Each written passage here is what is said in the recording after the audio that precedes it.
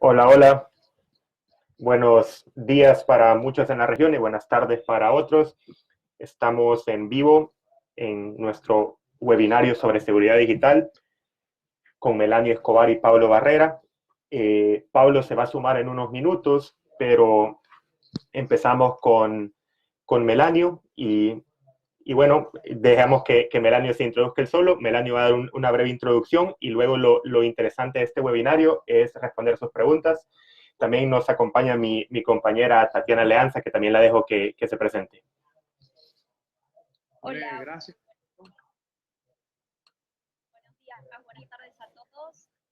Yo soy compañera de Gerardo en el equipo de comunicación, en Innovación para el Cambio. Así que bueno, vamos a estar hablando con Melanie un poco de temas de seguridad digital, sobre todo lo que tiene que ver con seguridad móvil, con servidores de mail como Gmail, bueno, y un montón de otras cuestiones que también ustedes van a poder ir preguntando. Así que, Melanio, muchas gracias por acompañarnos y bueno, presentate y avancemos. No, Tatiana, Gerardo, gracias por la invitación. Para mí es un placer participar en este webinario. Para quienes no me conocen, soy un periodista basado en Caracas, Venezuela, director de una ONG llamada Redes Ayuda, en la cual utilizamos la tecnología y las nuevas comunicaciones para empoderar a la sociedad civil. En ese sentido, hemos tratado de abocar nuestro trabajo al tema de seguridad digital. Consideramos en la organización que es una herramienta fundamental y transversal para las organizaciones de derechos humanos. Es lo que protege nuestro trabajo y es lo que permite tratar de, digamos, proteger a las personas que ayudamos. Siempre y cuando nosotros estemos protegidos, las personas que ayudamos y las áreas de experticia a las que nos dedicamos estarán protegidas. Yo creo que como activistas y como personas involucradas en el tema de sociedad civil, debemos ponerle un ojo especial a los temas de seguridad, que la seguridad digital trasciende el espacio del software, el espacio del hardware, y en nuestro entorno hay amenazas que pueden atentar contra la información que nosotros manejamos y repercutir en las víctimas que ayudamos. Por ejemplo, a mí me gustaría saber cuántas personas acá o cuántas personas que están viendo este webinario o que en algún momento lo vean, les gusta tomar café cuando están trabajando en el laptop. Yo creo que eso es una práctica, digamos, bastante común en todos los que vivimos trabajando el día a día y corriendo todo el tiempo. Si a nosotros se nos cae el café sobre el computador cuando estamos trabajando y no hemos hecho respaldo de la información, ahí tenemos una amenaza en temas de seguridad digital. ¿Por qué? Porque se va a fundir el computador, se va a fundir el disco duro y la información que no tengamos respaldada se va a perder completamente y no la vamos a poder recuperar. Es por eso que es importante que en nuestras áreas de trabajo siempre mantengamos respaldo de la información que manejamos. Y este respaldo debe ser encriptado. Para quienes no conocen el término, encriptado es, vamos a decirlo, como codificado. No voy a ir en temas más profundos con temas de encriptación, no voy a ir más profundo en este tema, valga la redundancia, sino que les voy a aconsejar que cualquier archivo que ustedes hagan backup, que hagan respaldo, bien sea en la nube, bien sea en un disco duro, o en un pendrive, o en una cuenta de correo, siempre tenga una buena clave que pueda generar un espacio entre ustedes y cualquier otra persona que desee obtener esa información. También si nos movemos en transporte público o si nos movemos en auto particular, podemos ser víctimas de amenazas de seguridad digital. Si bien nos roban, si bien dejamos olvidado el ordenador en el vehículo y alguien entra al mismo y se lleva el ordenador o se lleva el teléfono móvil, estamos vulnerando nuestra información. Si no tenemos una buena clave y los parámetros básicos de seguridad móvil, que les voy a hablar un poco más adelante. Otra de las cosas que debemos analizar antes de decidir qué herramientas vamos a utilizar es qué tipo de activista soy. Analizar nuestro nivel de riesgo. ¿Por qué? Les voy a dar un ejemplo. No es lo mismo un activista ecológico que trabaja quizás en su localidad rescatando gatitos de la calle o perritos de la calle, a un activista ecológico también que trabaja, no sé, digamos, en la Sierra de Perijá, luchando contra la explotación del carbón en la mina. Obviamente, el activista ecológico que se encarga de rescatar perritos y gatitos no enfrenta los mismos poderes que el activista ecológico que trabaja en la Sierra de Perijá. Este último enfrenta poderes económicos, poderes políticos y poderes criminales inherentes al trabajo de extracción de carbón. Obviamente, este último debe tener y tomar medidas de seguridad mucho más amplias y mucho más robustas que la activista ecológica, que probablemente inclusive tenga apoyo de su localidad, de las personas que hacen vida en su comunidad, inclusive del gobierno local. Melanie, una pregunta. ¿Qué hacer? ¿Prefieres terminar tu exposición o prefieres que ir respondiendo preguntas conforme vayan saliendo y te las vamos leyendo, como tú prefieras? Como a mí me da igual, si quieren hay preguntas, podemos ir respondiendo. Sí, tenemos una primera pregunta en la que nos preguntan, ¿son realmente confiables los certificados de seguridad que ofrecen los proveedores de hosting? Sí, por supuesto. Los certificados de seguridad es un proceso que se tiene que gestionar desde los desarrolladores de los sitios web para dar garantía de que el sitio es seguro, valga la redundancia. Obviamente sí podemos confiar. De hecho, antes de introducir nuestros datos o dar algún tipo de información personal a una página web, a un servicio web, debemos verificar que esté el candadito en verde y podemos dar clic en este candadito y vamos, aparte de que dice seguro o safe, vamos a ver una serie de parámetros que está cumpliendo el servicio web para registrar tus datos de manera segura. Perfecto. Y en el caso del móvil, a veces no tenemos esta facilidad de ver el candadito así. ¿Qué recomiendas para saber la seguridad de los sitios dentro del móvil? ¿Algún plugin o algo o alguna app que nos pueda recomendar para proteger nuestros datos? Bueno, yo les voy a dar una herramienta sencilla. Si por algún motivo nuestro teléfono celular Android o en base en iOS no nos muestra los candados, generalmente sí lo hacen, pero digamos que tengo un teléfono de gama baja y que esté algunos años atrás las actualizaciones y por alguna razón no nos muestra el candado, lo que podemos hacer es a través de Google buscar el sitio web al que queremos ingresar y darle al link que está certificado por Google como el original. Google, como al ser un buscador que está más que, digamos, avanzado en estos temas, no nos va a arrojar como primeros resultados una página que sirva de phishing o una página que sea falsa, que trate de imitar la que estamos realmente buscando.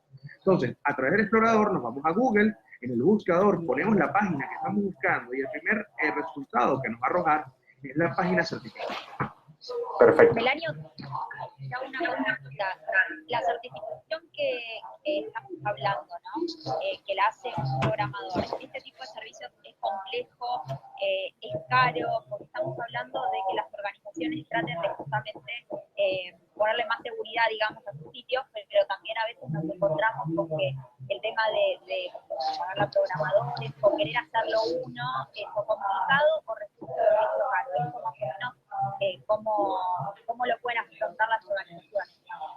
No, para nada. De hecho, hay diferentes sitios que te generan los certificados de manera gratuita, sobre todo cuando son organizaciones sociales, medios independientes, páginas sobre derechos humanos. Entonces, no es complicado. Quizás para un usuario regular no es un proceso sencillo, pero para cualquier persona que se encargue de desarrollar páginas web, programar, y que esté entendido de la materia, va a poder hacerlo en simples pasos. No se preocupen, que no es... Perfecto. Parece que se acaba de unir Pablo Barrera a la conversación. Hola, Pablo. Gerardo, ¿qué tal? ¿Cómo estás? Gusto saludarte. Igualmente. Estamos aquí con Melanie y con Tatiana. Te contamos que ya estamos en vivo aquí a través de Facebook Live. Y nada, Pablo, un poco para explicarte la metodología, Melanio empezó a exponer sobre temas de seguridad digital y estamos respondiendo preguntas conforme están saliendo. Entonces, si quieres, dejamos que Melanio termine su introducción, luego te presentas y también das una breve exposición. Ok, perfecto. Listo. Perfecto, gracias. ¿Vamos a continuar con preguntas o continúa en materia? Continúa en materia. Vale. Bueno, ya hablamos del hecho de que la seguridad digital no solamente tiene que ver con software y hardware, también nuestro ambiente puede perjudicar nuestra seguridad digital y la información que manejamos. También conversamos sobre la necesidad de evaluar nuestro nivel de riesgo, hacer una pequeña evaluación donde determinemos qué tipo de herramientas realmente necesito y cuáles otras no. Todo depende del trabajo que realizamos y el contexto en el cual nos desarrollamos. Y otros factores que podríamos analizar, pero no seamos tan quisquillosos en este momento con el webinar. La siguiente recomendación que les puedo dar a los activistas es que tengan un buen código de seguridad en sus teléfonos móviles que puedan separar su información cualquiera que quiera obtenerla. Miren, actualmente existe la identificación de huella, la identificación ocular, la identificación de rostro. Todas estas cosas nos parecen sumamente modernas y nos recuerdan las películas de James Bond y de espías y nos parece algo sumamente novedoso y chévere, pero no es seguro. Por diferentes factores y les voy a dar los ejemplos. Por ejemplo, las amenazas de seguridad digital no necesariamente son desde un poder o de un gobierno. Las amenazas de seguridad digital también pueden venir desde nuestros hogares. Uno de los casos más comunes que hemos trabajado en Redes Ayuda, sobre todo por la comunidad LGBTI, es que en su casa todavía no han sido frontales con ser parte de la comunidad LGBTI y un familiar ha usado, mientras ellos duermen, su dedo para desbloquear su celular y exponerlo ante el núcleo familiar antes de que él haya decidido hacerlo por su propia cuenta. Eso es un caso repetido en uno de los temas de violencia de género más comunes y que socialmente de cierta forma ha sido bastante aceptado, que es el de revisar el celular de tu pareja. Cuando la mujer se va a dormir en la noche, el esposo, el novio, la pareja tiende a tomar el dedito y desbloquear el celular o poner el celular frente a su rostro dormido y poder obtener toda la información. Y obviamente sabemos que este tipo de invasión a la privacidad puede llevar no solamente a agresiones psicológicas, agresiones verbales, violación de la intimidad, pero inclusive puede llevar hasta la muerte con un contexto de celos o de malinterpretación de la información que ahí se está llevando. Asimismo, llevado al plano activista, tener como entrada en tu celular el dedito, la cara o la revisión ocular le genera al opresor, al represor, al Estado, a quien quiera obtener tu información y perjudicarte con ella, un acceso muy sencillo y con un costo político muy bajo. Es decir, ni siquiera te tienen que tocar para desbloquear tu celular, no tienen que ejercer ningún tipo de fuerza para obtener tu información. Eso obviamente reduce el costo político para el represor de invadir tu privacidad y utilizar esa información para perjudicarte. Entonces, lo más recomendado es un código de 4 dígitos. De 4 dígitos. Hay celulares que también nos permiten una contraseña, pero eso nos pone en la balanza de lo seguro y lo práctico. No es práctico que un celular que estamos manipulando todo el tiempo tengamos que introducir una contraseña de 10 caracteres. Lo mejor, lo más seguro, repito, el más práctico es una contraseña o PIN de 4 dígitos que solo nosotros conozcamos. También debo hablar del patrón. El patrón que muchos celulares utilizan, sobre todo teléfonos Android, para desbloquear el celular. Hasta un niño de 5 años puede adivinar un patrón por la grasa que desprenden nuestros dedos y por el trazo particular que vamos dejando en nuestro teléfono. Hagan la prueba si tienen hijos. ¿Cuántos de ustedes su chiquito no ha logrado obtener entrar al celular a través de seguir el patrón? Es algo muy común. Obviamente, alguien con un poco más de entrenamiento puede descubrirlo. Así que lo mejor son los pines de 4 dígitos. Otra cosa fundamental, sobre todo en teléfonos Android, es que tienen que tener una aplicación de antivirus. Una sola, elijan la que más les gusta. Yo les voy a recomendar una gratuita que funciona bastante bien en los teléfonos Android, que es Avast. El antivirus Avast nos provee de muchas herramientas para limpiar nuestro celular, para protegerlo de malware, spyware, de virus. Y además nos da un montón de características como poner clave a las aplicaciones para poner otra capa de seguridad a nuestros teléfonos móviles. ¿Alguna pregunta acá? Vamos bien. No, Eh, yo creo que vamos bárbaro, quedó clarísimo, pero bueno, ahora tomar individualmente, digamos, este tipo de precauciones con los celulares, que la realidad es que muchos a veces nos dejamos obnubilar por las cuestiones de innovación y cosas que tal cual vos decías, vemos en las películas y de repente después podemos tener grandes problemas, ¿no? Si se le da un mal uso a eso. Pero bueno, a mí me gustaría que hablemos un poco, volviendo a las herramientas ya también organizacionales, que nos hagas vos o Pablo también, si te querés sumar, para que hablemos un poco de lo que tiene que ver con seguridad en mail. No sé si creo que vamos a hablar de Gmail, pero bueno, los dejo a ustedes, que son los expertos, que nos guíen un poco en qué recaudos a nivel organizacional tenemos que tener en las distintas herramientas que utilizamos. Bueno, por mucho tiempo se recomendó en diferentes talleres de seguridad digital utilizar servidores de correo electrónico como Hotmail, como ProtonMail, y muchos que son bastante buenos. Pero actualmente Gmail, que es como el servicio de correo más usado más frecuentemente, tiene las características de seguridad básicas bastante fuertes que nos permiten estar protegidos de que un tercero obtenga nuestra información.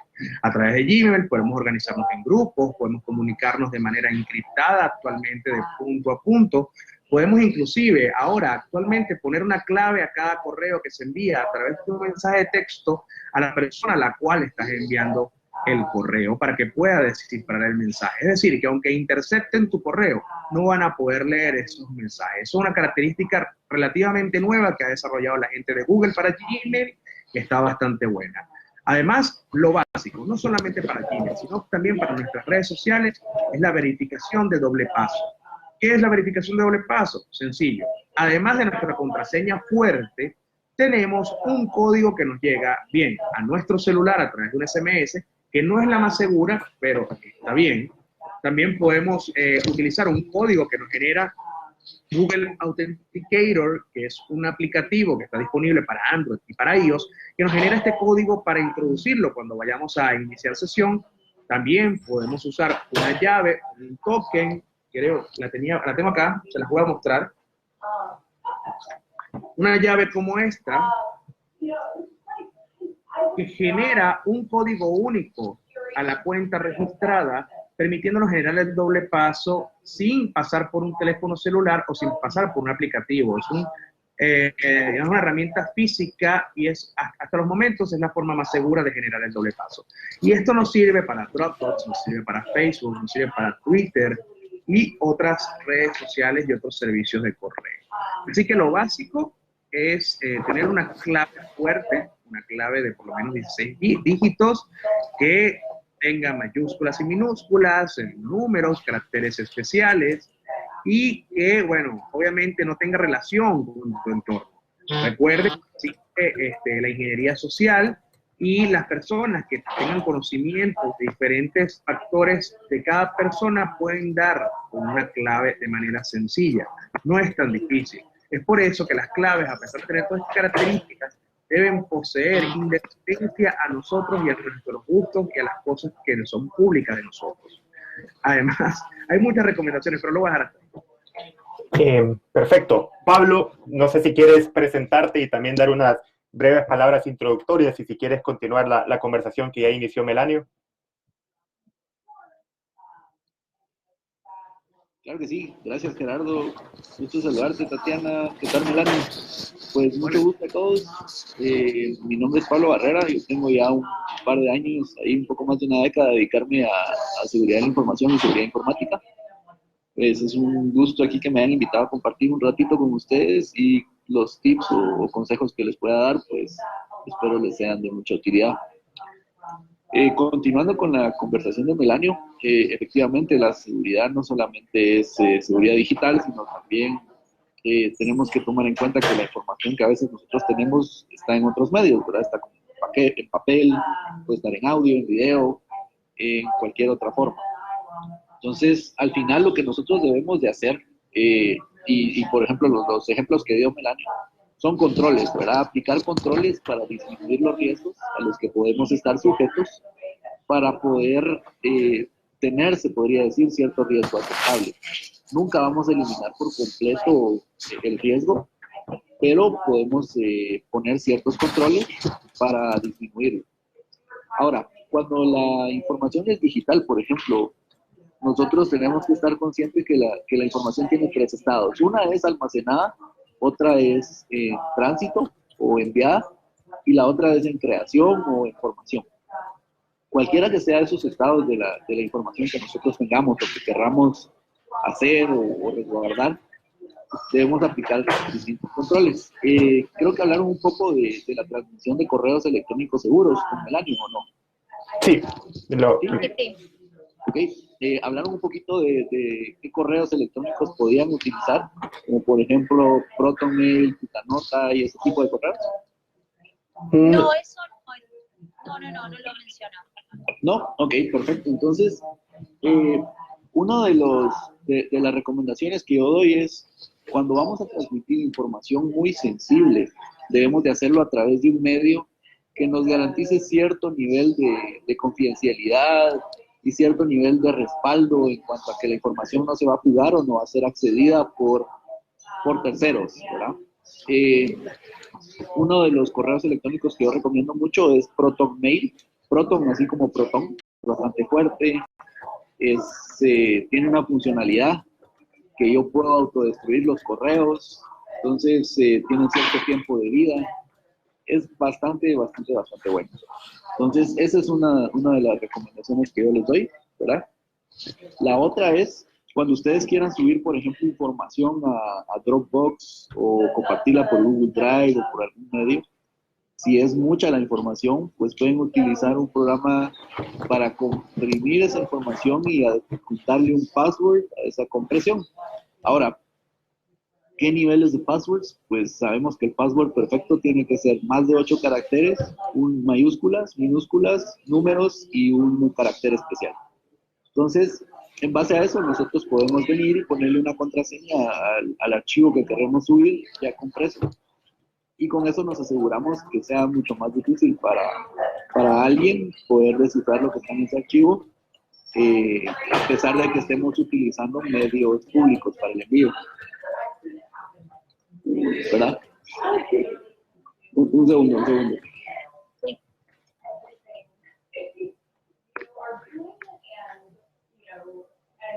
Sí, perdón. Continuando. Entonces, esa es otra forma, ¿verdad? Cuando enviamos información.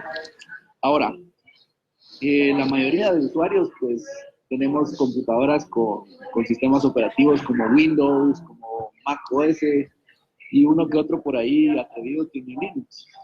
Entonces, mucha gente tiene la falsa creencia de que al estar utilizando un sistema operativo Linux, por ejemplo, o Mac, son más seguros. Y realmente es una falsa creencia. Hay tantas vulnerabilidades para un sistema operativo como para el otro. Entonces, ¿qué tenemos que hacer para protegernos? Pues, básicamente, los controles que podemos aplicar son, primero, actualizar nuestro sistema operativo a la última versión, siempre. Y eso quiere decir que no deberíamos usar sistemas operativos piratas porque no tienen acceso a actualizaciones. Otra medida de protección es, como bien decía Melanio, ahora utilizar un buen anti-malware y un antivirus. No existe uno mejor o uno peor, sino que hay que están más actualizados algunas veces que otros. Pablo, una pregunta con respecto a esto que nos hacen en redes sociales y que tiene que ver con lo que mencionabas. ¿Qué tipo de software recomendarías usar? Porque nos comenta Proyecto Educativo Metasoluciones que ellos recomiendan el uso del software open source. ¿Hay alguna diferencia con respecto a la seguridad de ocupar softwares propietarios o softwares open source? Sí, hay diferencias. Por ejemplo, te voy a dar una diferencia muy clara. Cuando tú utilizas software open source, puede ser tan bueno como malo, ¿verdad? Bueno porque puedes analizar todo el código de la aplicación y ver que esa aplicación no incluye ninguna puerta trasera ni ninguna funcionalidad que tú no deseas. Pero lo malo es cuando vas a tener tú el tiempo de hacer todo ese análisis, ¿verdad? Entonces, y sí hay herramientas open source que son validadas ya por la comunidad. Por ejemplo, en el caso de los chats, pues es mucho más seguro utilizar Signal que WhatsApp o Facebook Messenger o cualquier otro, incluso Telegram, ¿verdad? Es mucho mejor Signal. Es un open source. Entonces hay una comunidad detrás de eso haciendo un análisis del código para ver que no incluya backdoors o funcionalidades no deseadas. Eso sería básicamente. Pablo, te hago una consulta. ¿Sí? ¿Me escuchas bien? Sí, te escucho bien. ¿Qué pasa con las plataformas de trabajo colaborativo como son Trello, Asana, por ejemplo? Que hay varias organizaciones que usan esto para dividirse las personas, digamos, en distintas etapas de procesos. Esto también se le puede, mediante alguna aplicación externa, poner algún cierto grado más de seguridad, o sigue siendo con, nos podemos ir manejando con las contraseñas como de lo que mencionabas antes. Sí, mira, este tipo de aplicaciones, pues, al final casi todo está migrando hacia la nube, ¿verdad? Entonces nosotros estamos dejándole la responsabilidad de resguardar nuestra información a estas empresas, a Trello, a Asana, a Jira, etcétera. Entonces, lo que nosotros podemos hacer, realmente lo que está en nuestras manos es utilizar sistemas de autenticación un poco más complejos, ¿verdad? Como múltiple factor de autenticación. Al decir múltiple factor de autenticación se refiere que yo puedo utilizar algo que yo sé, por ejemplo, un usuario de una contraseña, algo que yo soy, por ejemplo, algo biométrico, o algo que yo tengo, por ejemplo, un token celular. Entonces, eso es el control que nosotros podemos aplicar.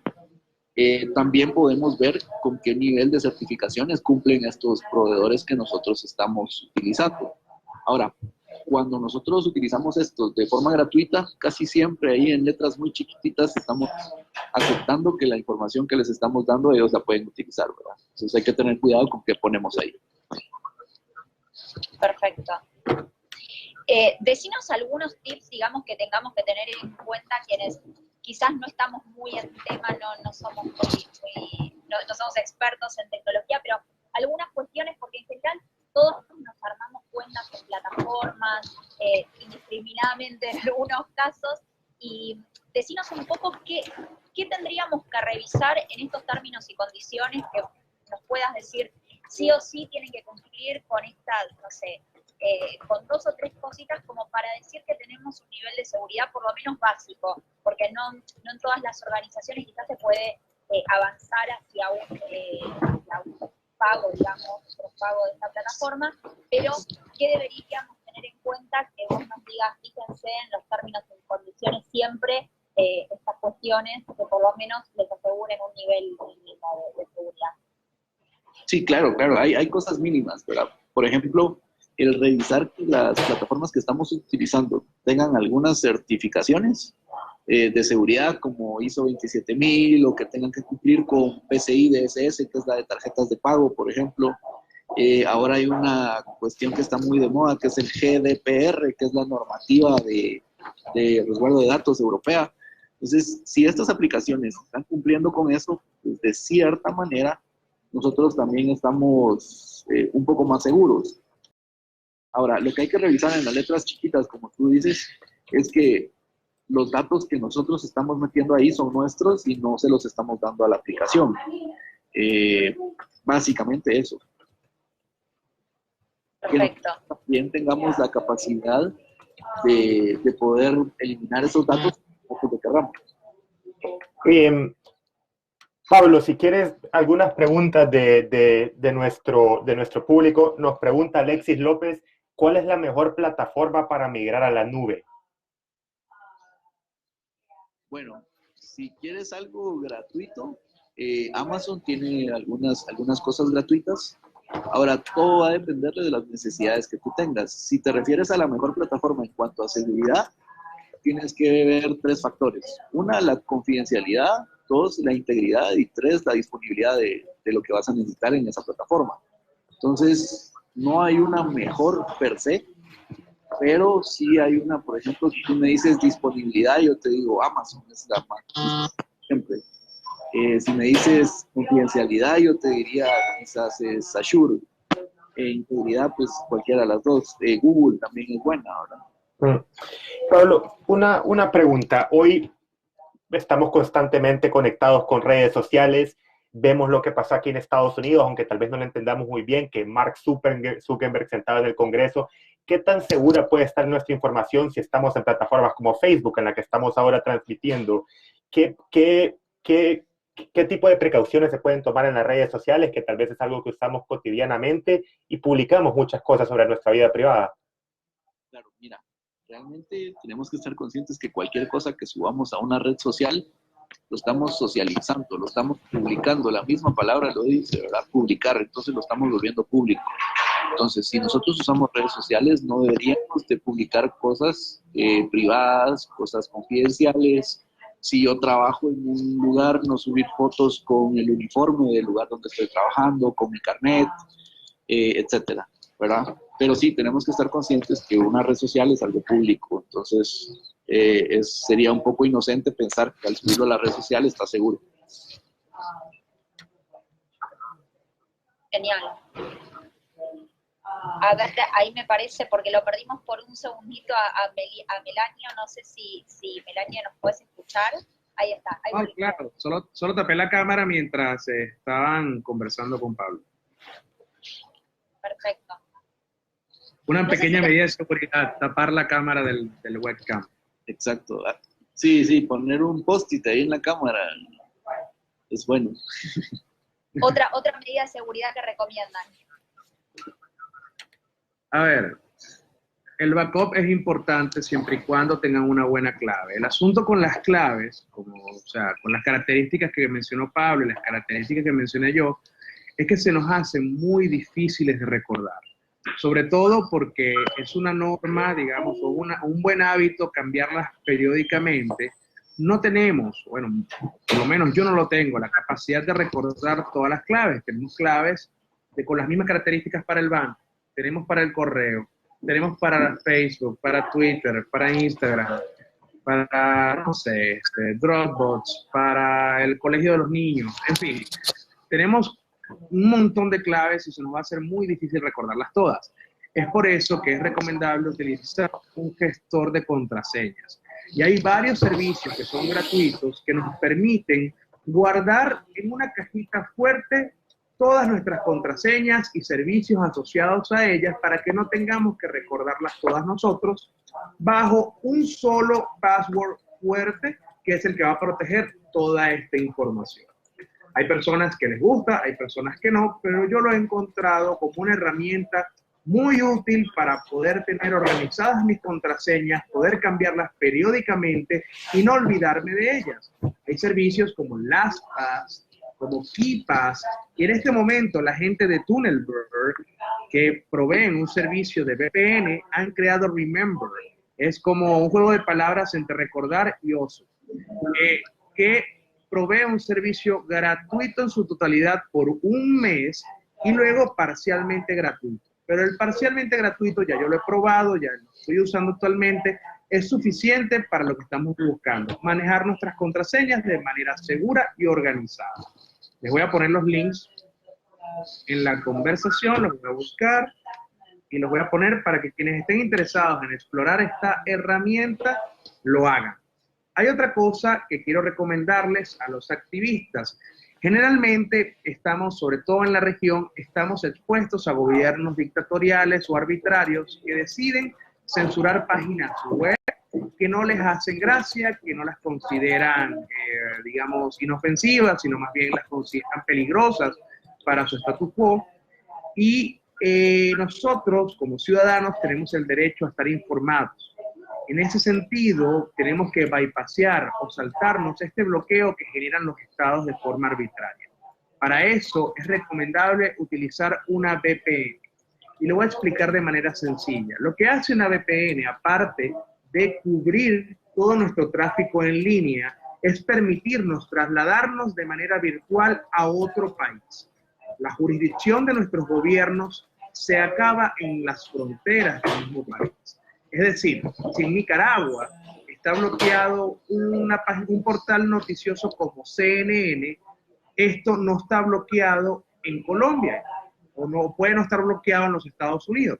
Con un servicio de VPN lo que hacemos es que digitalmente a través de nuestro computador o nuestro teléfono móvil nos estamos yendo al país que escojamos. En este caso puede ser los Estados Unidos donde no está bloqueado CNN. De esta manera vamos a poder tener acceso a la página web. Eso es una de las recomendaciones que, digamos, son útiles para los activistas. En Venezuela están bloqueadas diferentes páginas de noticias y nosotros utilizamos muy comúnmente VPNs como Tunnelberg, que es la familia de Remember. Nos permite tener un acceso gratuito bastante amplio para poder tener acceso a páginas web bloqueadas y al mismo tiempo proteger nuestra navegación online. Una recomendación, rapidito. Saben que nuestros exploradores ahora, puede ser Chrome, puede ser Firefox o lo que ustedes prefieran utilizar, tienen esta versión de navegación oculta, navegación discreta, que sale como un muñequito con una espía o con unos antifaces. Bueno, lo único que hace esa ventana es no dejar rastros de navegación en el dispositivo donde estamos navegando.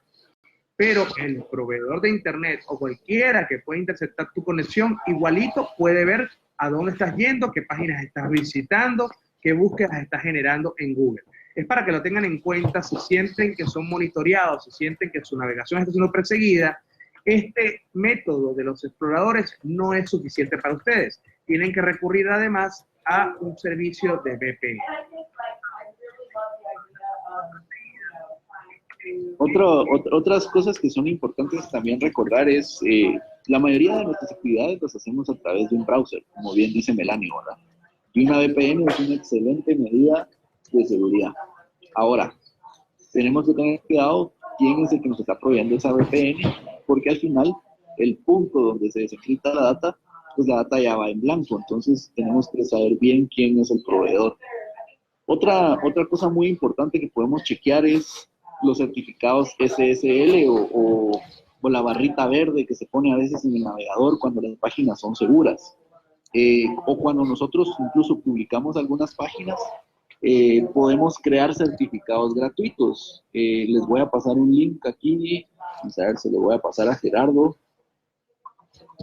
Sí, nosotros podemos publicar todo en entonces, esa página es una comunidad que apoya a desarrolladores y que apoya a gente que quiere utilizar certificados en sus sitios de forma segura. Entonces, para que la información que la gente transmita en el Internet hacia ese sitio, pues vaya encriptada.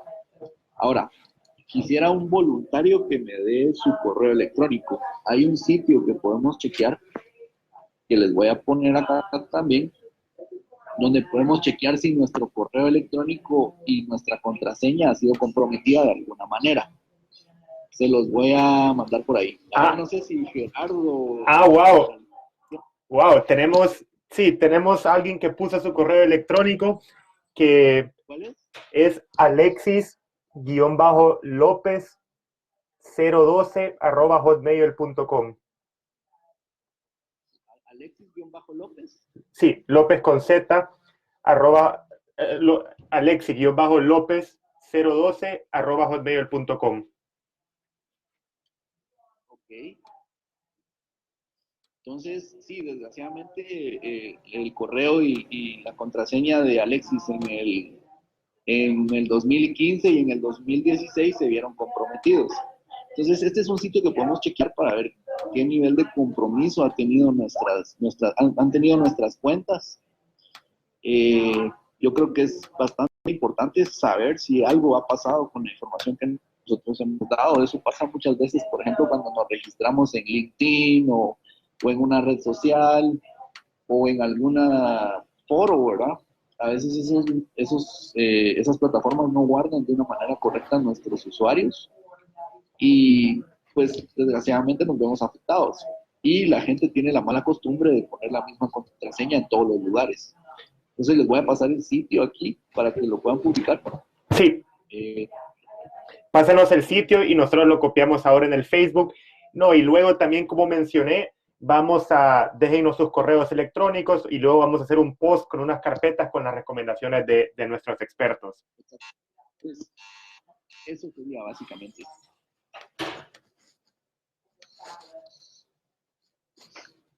Ah, bueno, ahora que recuerdo, también hay otro sitio donde nosotros podemos chequear si las páginas que nosotros utilizamos o los sitios que nosotros utilizamos han sido hackeados de alguna manera. Ahora les paso el link.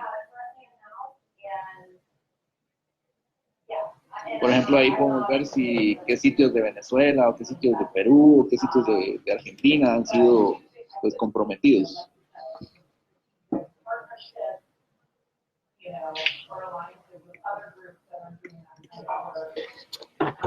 Perfecto.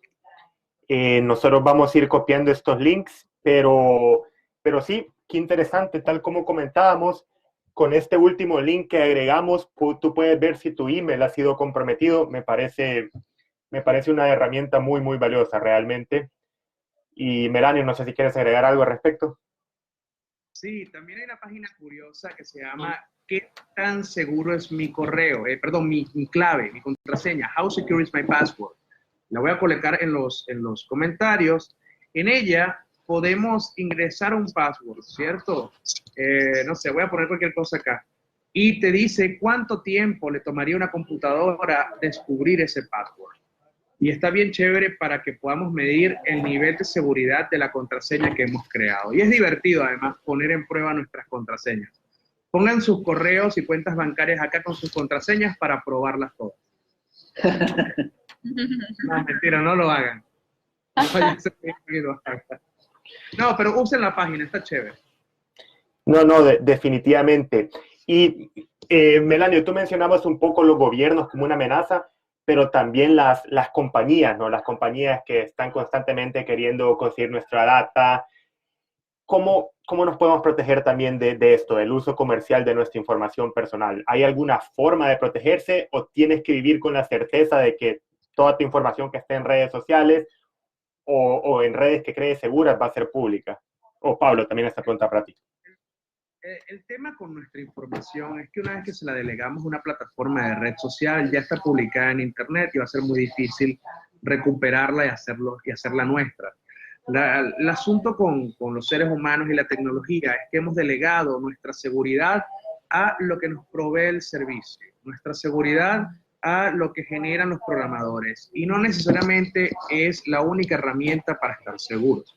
El sentido común es la mejor herramienta que podemos utilizar a la hora de compartir información en nuestras cuentas de redes sociales. Uno tiene que ser bien cuidadoso con qué tipo de información está compartiendo y estar consciente de que una vez que firmas los agreements, los acuerdos de utilización de un servicio, estás delegando toda esta información para que sea utilizada de la manera que ellos le provoquen. En ese sentido, creo que Pablo estaba comentando algo un poco antes de mí sobre esto. Por ejemplo, no suban las fotos de sus hijos con el logo del colegio, no suban el logo del trabajo, no hagan, recuerden que todos los selfies que uno se toma tienen un fondo. Por ejemplo, no solamente estamos en riesgo con gobiernos y plataformas, sino también estamos en riesgo, sobre todo en América Latina, con el contexto de criminalidad tan alto que estamos viviendo. Cuando nos tomamos una fotografía en nuestra sala donde creemos que lucimos muy guapos o muy guapas y queremos compartir el look de la semana, detrás de nosotros existe una foto del televisor de no sé cuántas pulgadas, del DVD costoso, el Blu-ray, del PlayStation que vale $400. Es decir, estamos dándole inclusive información de las ventanas que hay en nuestra casa, las puertas de acceso, todo que alguien que esté intencionado en causarnos daño, robarnos, secuestrarnos o lo que sea, va a obtener y poder procesarla para lograr su cometido de una manera más fácil. Inclusive podemos incentivar, de cierta forma, a convertirnos en un objetivo atractivo para la delincuencia. Es por eso que tenemos que tener cuidado con la información que publicamos, no digamos que seamos paranoicos, ni que no compartan nada, pero sí pensar un poquito antes de subir una foto. Clarísimo. A ver si hay alguna pregunta, algo, Pablo, que vos quieras sumar a esto mientras tanto. Yo quería complementar antes de que hable Pablo una cosita con el asunto del correo. Las organizaciones sociales, las organizaciones de derechos humanos, el ambiente en el que nosotros nos movemos, utilizamos mucho los mailing lists, las listas de correo para difundir nuestras notas de prensa, información relevante a nuestra organización o alguna cosa que queremos llamar la atención de un grupo de personas que nos ha provisto de su correo. Lo ideal, si no utilizamos ningún servicio de mailing list, de mail masivo, y utilizamos una cuenta de Gmail de la organización, por ejemplo, es siempre utilizar el CC oculto. De esta forma estamos protegiendo las cuentas de correo de las personas que nos han suministrado su confianza. Es un paso básico, no ponerlo a todos en destinatarios, sino a todos en CC oculto, para que así las personas que reciban el correo no puedan ver quiénes otras personas lo han recibido y tampoco exponer las cuentas que nos han delegado. Excelente. Pablo, no sé si querés agregar algo a lo que acaba de explicarnos Melanio. Pues de momento no, yo creo que con eso estamos. No sé si hay alguna pregunta por ahí o algún tema, aparte de lo que hemos conversado, que tengan inquietudes.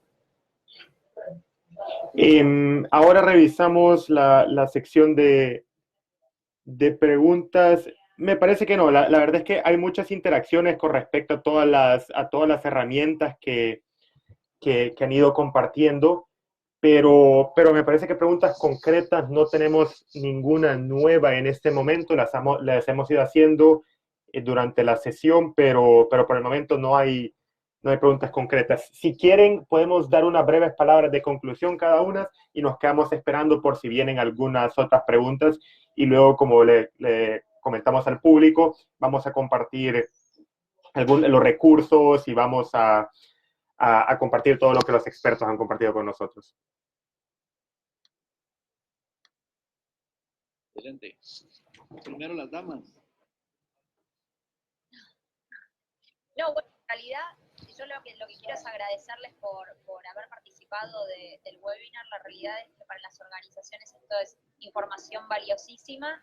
Y me gustaría que también ustedes, luego de concluir esta sesión, puedan decirnos si les parece dónde podemos seguir, si tienen blogs, redes sociales, que nos puedan compartir esa información, así también nos mantenemos actualizados de acá en más, ¿no? No, bueno, muchas gracias a ustedes por esta iniciativa, me parece muy pertinente, estuvo muy agradable el webinario.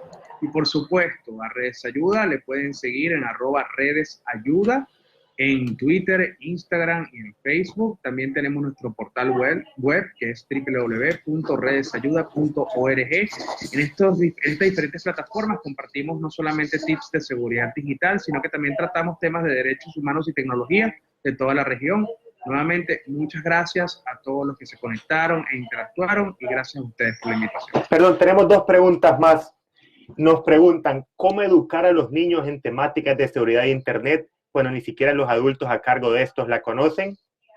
Esa es la primera pregunta. Si quieren, tratamos de darle respuesta y luego pasamos a la segunda, que esta pregunta me parece interesante precisamente porque los niños desde cada vez edades más jóvenes ya tienen móviles y básicamente dan acceso a toda la casa, tienen mucha información también. ¿Cómo, hay algún juego, algún recurso muy didáctico para ayudar a los niños a formarse en estos temas?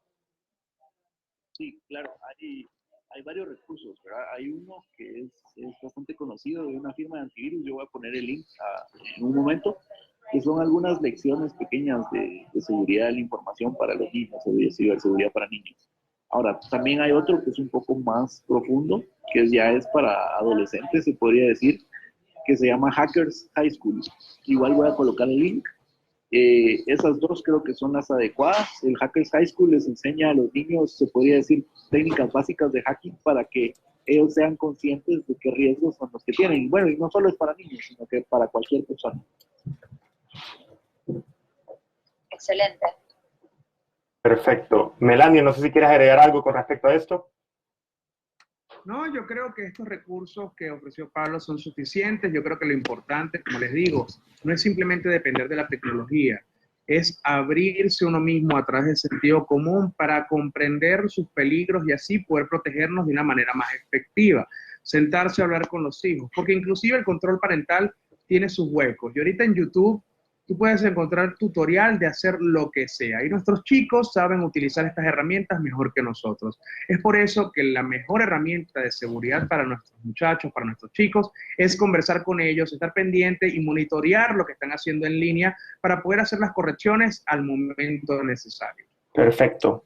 También pregunta Alexis López, la seguridad en las PC. si tienen contraseña, ¿se puede de alguna manera cifrar la información para que ni extrayendo el disco duro se pueda obtener la información? Por supuesto que se puede encriptar un disco duro, se puede poner una contraseña muy segura, se pueden encriptar carpetas particulares, es decir, todo esto se puede hacer, pero no te puedo dar una solución rápida a través del webinar, es un proceso más complejo y que debe hacerlo un profesional, porque si lo hace una persona que no está habituada a este tipo de procedimientos, lo que puede lograr hacer es descomponer el aparato. Perfecto. Pablo, ¿algo que agregar?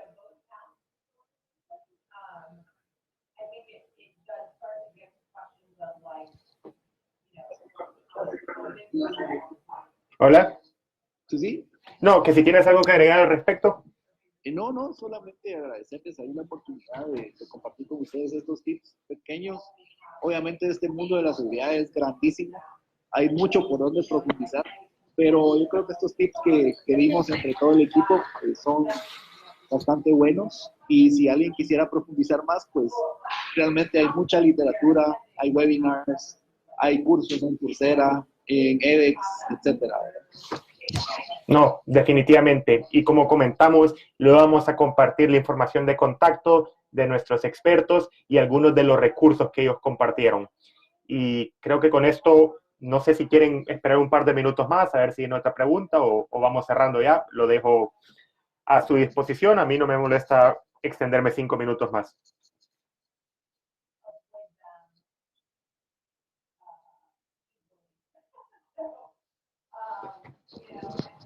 De igual forma, pongo a disposición para que cualquier pregunta que surja durante la reposición de este webinar, porque estemos ya no en vivo, sino un recurso accesible en el grupo de Facebook, responder esas inquietudes, me pongo a la disposición, si no salen en este momento, responderlas después. Perfecto. Bueno, Tatiana, te tocan las palabras de despedida. Bueno, no, la verdad, les vuelvo a agradecer muchísimo en nombre de Innovación para el Cambio y de todas las organizaciones que son parte y de las que esperamos que se sumen muchas más. Y bueno, y a la audiencia decirle que vamos a estar continuando con webinarios sobre distintos temas. Esperamos que estén atentos a nuestras redes sociales para formarse, interiorizarse más en distintas temáticas. Así que nada, con Gerardo les agradecemos muchísimo y nos vemos la próxima. Perfecto. Que tengan buen día. Saludos. Adiós. Muchas gracias. Chao.